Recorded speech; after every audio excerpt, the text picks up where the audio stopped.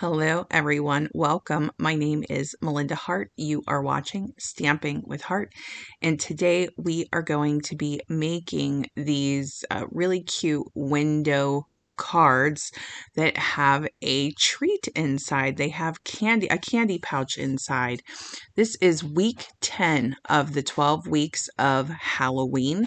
There will be a free project sheet for today's cards, and I hope that you enjoy making them. I think they have a lot of personality. I had done a similar, and this is me turning off the light so that you can see that boo glows in the dark. It gets a little lost in the regular light, but in the, when you're handing these out for trick-or-treaters, they'll be loving seeing the glow in the dark boo. Okay, so I had actually created a layout similar to this back when we had the penguin bundle. I had done a framed in look with all these little penguins poking their heads out. And so I wanted to do something similar for Halloween because I think that it's such a cute layout. So we're going to make the skeleton card first. And this has a nice interactive element, but we're going to be using the clear medium envelopes, and there's a little flap right there, and that's how they're going to access their candy. So we'll do that so that the flap side, they can just open up their little plastic flap and then get their candy out. Now I will say, and these are the interactive arms. So I did use the brads that we have. There's like round ones and square ones in black and white, and you could get like a whole pack of them. And I used the little round ones in black and white so that you could see what each color looked like on the skeleton. But we are going to start with our die cutting. Actually, we're going to create the frame first for this card. I went ahead and I did cut some of the pieces in advance, but I will, be cutting at least the frame for you to show you how I did it. So I'm going to be bringing in the deckled rectangles. We're going to need 3 frames. I will make sure that I have all of the measurements on the project sheet for you. I don't have the measurements sitting next to me. I apologize. But we want to get 3. These are 3 of the larger rectangles from the deckled rectangle dies. We're going to need the 2 larger ones right now. We're going to set that inner one aside, that smallest one. We're going to use that later. We're going to use that on the card base. But for this one, we're going to create our frame. And with my scrap piece of basic black paper, I actually have a little bit extra room on there. So anytime I have extra room, I just grab another die. In this case, the bats that I've been loving this entire season. And we are going to be die cutting those too. Now that trio of bats is actually from the Bag of Bones dies or the Bag of Bones bundle. So that's a separate set. So we are going to be using multiple dies for today's project. But the first goal is the frame. So the outer piece and the inner piece of the scrap, we're going to just save that for another project for another day. And then you're going to cut another one of these in a different color later, but I'm only going to show it the one time. So this is the full size Stampin' Cut and Emboss machine, by the way. Okay, and then for the next piece, we're actually going to take our card base. This card base is our standard card size, which is 4 1/4 by 5 1/2. And I'm taking that smallest rectangle of the 3, and we're actually going to cut our window into the card front with this die. So what you're going to do is just, try to get that as centered as you can. The good news about the deckled rectangles is because it's not a precise cut, because we have that deckled edge there, if it's not 100% straight, you can still get away with it a little bit. And you may hear my son in the background. He's just playing nearby. Okay, so once you cut out that window, same thing, that inner piece, we're just going to take that out and we can use that on another layer for another Halloween project. But now we have our window. Now you could very easily convert what we're making today into a shaker card if you want to, if you don't want to do the candy pouch. But I will not be demonstrating the shaker. We're going to do the candy pouch today just because we're getting really close to Halloween here. Week 10, I got to tell you, it came up fast. But here we are, and we'll be handing out candy to trick-or-treaters before we know it. So this Happy Halloween stamp is actually also from the Bag of Bones bundle. This is from the stamp set. I'm stamping it in Memento Tuxedo Black. I just re-inked my Memento ink pad, and it's looking much, much better now. And then we are also going to be using the Memento Tuxedo Black for all of our skeletons. I thought about doing the skeletons in black and then heat embossing with the white powder. I think that would have been a really cool look too. Or I could have done the glow in the dark paper with maybe the black heat emboss powder for the skeletons. But since I just did the heat embossing last week, I decided to keep it simple today with the stamping. So what you're going to need is 4 of the skeleton bodies. This is the skeleton that you would either add the arms and the legs to from the Bag of Bones bundle. They have some different combinations that you can use, but I liked the trunk of this particular skeleton. I thought it tucked in very nicely into the corners of our window card. So that was why I chose this one. The other one, you can die cut like the full body with the arms and the legs, but this one you can sort of modify. And since we didn't need a bottom, we only needed arms, then that was another reason to choose this one. So I'm just going to stamp these right in a row. And for some reason, I couldn't get my skeleton to fully ink. Now, a tip for this that I recently learned was that you can actually clean this off, ink it up with the Versamark, clean it off again, and then you should get a nice crisp stamp. I found I had to do that a couple of times, but it did work. Today, I wasn't too worried about it. I didn't really need it to be perfect. I mean, it's Halloween, so I thought I'm just going to stamp them as is, so they just look a little bit aged. But if you do want that clean, crisp stamp, I would say maybe give your stamp a good clean, or do the Versamark trick and see if that works for you whenever you are stamping your skeletons. So I just tried to do the 4, skeleton bodies in a row, and then we'll do the same thing with the arms.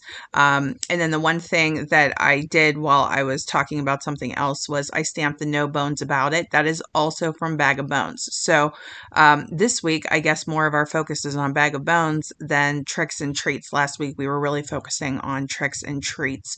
And I had previously been focusing a lot on Designer Series paper, but you'll see today that we're actually not using Designer Series paper. We're focusing on our cardstock again. So in week 9, we focused on cardstock for decorating our boxes and creating our own backgrounds. And then this week, the card is really pretty simple and clean. So we're just going to stamp these arms and these legs together. Or I'm sorry, just the right arm and the left arm in the Memento Black as well. And you can see I'm just sort of doing this assembly line style. So just depending on how many of these you need. I do think that this is something that you can make a lot of, whether you have these little guys poking out of a card or whether you're doing a little interactive skeleton on maybe like a treat package or a treat box. It will work either way. Now this is my take your pick tool, and we're going to be using the pokey side. Now whenever you die cut these arms and these legs and the skeleton trunk, there is already a little impression, a little hole impression. It was a little bit tricky to see on this one just because of where I had stamped that bone. So I'm going to grab a different one so that you can kind of get a closer look. It's like you can see it a little bit better. It just looks like a little pin drop or something, or a little like pin spot. So all I'm doing is going into that spot with the pokey tool, and I'm just making the hole slightly bigger. So basically just poking right through, and then we're going to use these brads. And again, I will have all of the information on the project sheet. I'll have a full list of the products used on the project sheet. But I would recommend using the smaller ones. You could use the squares too, but they're a little bit clunky for the size of our skeleton. So I liked that the round ones are really small. So it really makes those skeletons really look, real, like you don't notice the brads that much, right?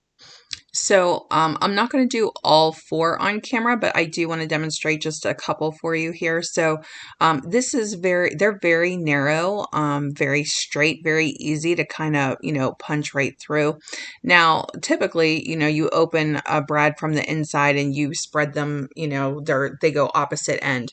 But because I'm trying to hide this behind the body, I'm trying to fold them both in the same direction. This worked pretty well. It was pretty malleable for the most part, but there were just a couple that kind of gave me a little bit of trouble. And then after you are done putting the brads in the joints of the shoulders, then you can go ahead and get your tear and tape or whatever your favorite adhesive is. I'm going to focus on the pelvis or the hips, and I'm just going to put a little piece of the tear and tape down on each one, and we're going to tuck these skeletons into the four corners. Now, I do want to say you don't have to make them interactive, and there are different ways that you can handle the brads in the back. You could probably trim, trim those off, trim them down, something. You just want to make sure that, the brads aren't wiggling out whenever they're moving their arms, and that was definitely happening to me. What I ended up doing was putting a little bit of tear and tape in the back to secure them after the fact. If my hot glue gun would have been on, I probably would have just popped a little bit of hot glue back there just to kind of hold them in place. But you could do a dimensional back there, just whatever your preference is. You just don't want adhesive sticking to areas where it shouldn't, right? But I don't think it would be a big issue in this case because they're going to take their treat out of that bag anyway. But the other thing I want to mention is that if you are giving treats or cards or candies or, any type of a gift away for Halloween to a child who has special needs or accommodations or is neurodivergent, like my son, I would say reach out to the parents or, to whoever is taking care of the child and just make sure that the brads would be safe for them. If they don't think that the brads would be safe, then, just go ahead and glue your little shoulders together. The arms don't have to move. It's a cool feature for kids. If it's something that they would, be safe for them and be able to enjoy. But some children might put things in their mouths. They might like to disassemble, take the crafts apart. And in that case, I would just say be mindful of that. Just always reach out and ask the family, or if it's your friends, or neighbors, just ask your friends or your neighbors. My neighbors around here are really, really sweet with us about Halloween. We have a very specific way that we trick or treat with Connor. But you can see the way that I'm tucking these skeletons in. I'm tucking it in so that like the rib is kind of coming out of that corner there. Isn't that cute? Didn't they turn out so cute? I love them. Now you can see the brads in the back. So that was what most of them would stay in place, but in the end, because a couple were moving on me, I did decide to put a little bit of tear and tape on the backs of the skeletons. But before I do that, because that ended up being the last thing that I did, I was trying to decide if I wanted to do it or not. This is the foam adhesive strips. And what we're going to do is we're going to add some dimension to this card with these foam adhesive strips. The foam adhesive strips are really nice. They're narrow, they're long. These are very popular to use with shakers. So you can see if you were going to modify this for a shaker, you would just put that window sheet in there before you would start putting these down. And if you're doing a shaker, you want to make sure that there's no gaps between your foam adhesive sheets, but for this, or foam adhesive strip rather, but for this one, it doesn't matter. And this has some nice dimension to it. These are a little bit thicker than our standard Stampin' Dimensionals, so something to keep in mind.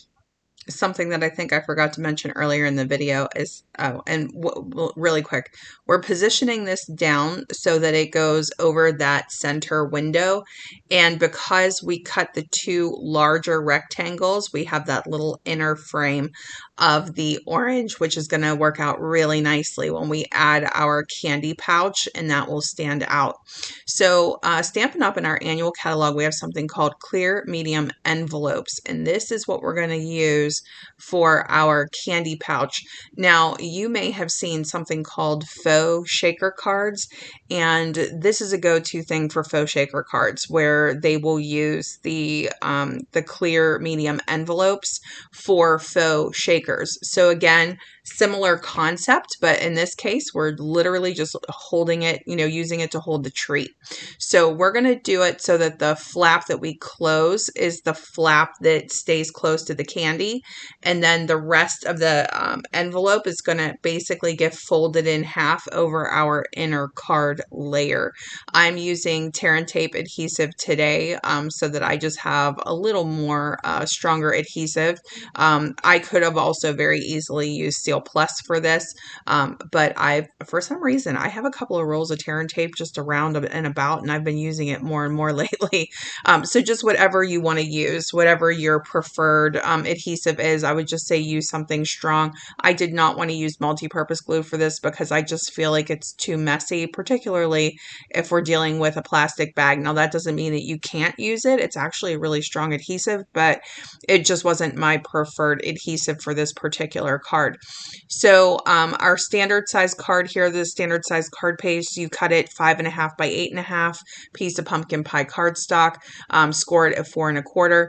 This basic white cardstock piece is 4 by 5 1/4 inch. So again, all of those sort of standard layer sizes. So this is exactly the same as if you were making a regular card. The only difference is we're just doing this little candy pouch. So you're going to, position your candy so that it's center over that white insert, and then it'll cover the greeting or the sentiment. And then we're just going to add a little extra adhesive to the back. So when you fold that plastic over, you want to give it something to adhere to so that it stays in place. And then I'm just adding a little extra layer of the tear and tape adhesive just so that it is a little bit more secure on my card base. And then this way, when they remove their candy, they can remove it from the bottom of the pouch that has the little seal there. And it shouldn't be too tricky, but some kids might rip it off or, so at least this way you'll have it'll be a little bit more secure whenever you're putting it in there. And if you want to do it with the M&M logo side on the front, you could do that too. I just thought that those two little M&M characters were so cute. So that's what the back and the inside of the card looks like when it's open, and you can see, I could see those brads. And so that was when I decided I was going to add just a little bit of tear and tape there. And I am actually leaving the backing on the tear and tape on the back of the skeletons. So I think I said it earlier, but I'll say it again. If I would have had my hot glue, I probably would have just put a little dollop of hot glue on the back of each one and then pressed, once it was starting to cool, pressed it in just so that those brads were secure. But you could do that in, whatever way you think. You can see I can very easily fold them up and just tuck that in there. I just didn't want it going up so far as the neck, but you can still move those arms perfectly fine, and it holds those brads in place. It looks a little bit less messy because with the backing being white, you don't notice it as much. And I don't think that the person who's getting the treat is going to be looking that closely. Now, you could have decorated this with some embellishments and pop some other things on there. If you have the glow in the dark embellishments, I know that they're gone now, so I didn't want to use them in the video because I know it's frustrating if you can't get them. But if you happen to have already gotten them, those would be really great on this black frame that we have here, on this basic black frame. And like I said, I'll have all of the measurements in that free project sheet, and you can get the link for the free project sheet in the description box below. So here are our finished card projects, and aren't they cute? Now, I do have an alternate version for you with our little ghost and a slightly different color combination as well. So this color combination is gorgeous grape cardstock, same exact size card base and frame. So you're going to do everything exactly the same, cut the window exactly the same, just as with the first card. The only difference is we're decorating this with 10 die cut ghosts in basic white cardstock, but this would also be fabulous with the glow in the dark paper. I am going to use a little element of the glow in the dark paper for the boo greeting. And then because we're not going to redo the whole card, what I had done was just took boo to you and stamped that on the the inside layer in gorgeous grape ink. Kept it just very clean and simple. We're going to add our candy just in exactly the same way. But if you want to get, fancy and decorate with this, you can.